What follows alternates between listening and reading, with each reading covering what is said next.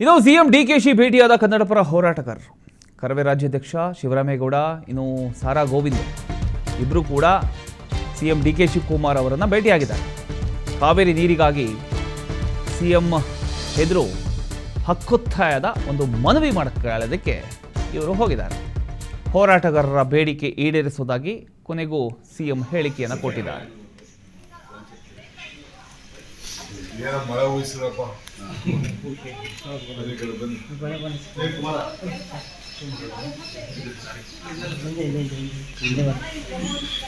ನಾವು ಕಳಿಸ್ತೀವಿ.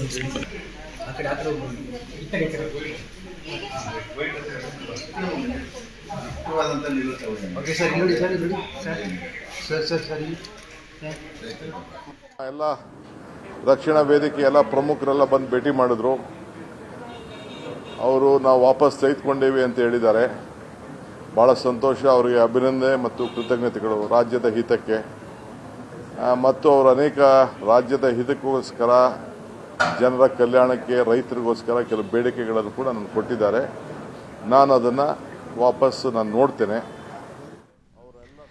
ಎಸ್, ದೃಶ್ಯದಲ್ಲಿ ಗಮನಿಸಿದ್ರಿ. ಈಗ ಡಿ ಕೆ ಶಿವಕುಮಾರ್ ಅವರನ್ನು ಸಾರಾ ಗೋವಿಂದ್ ಅವರು ಹೋಗಿ ಭೇಟಿಯಾಗಿರ್ತಕ್ಕಂಥದ್ದು, ಮನವಿ ಸಲ್ಲಿಸಿರ್ತಕ್ಕಂಥದ್ದು ವಿಚಾರ.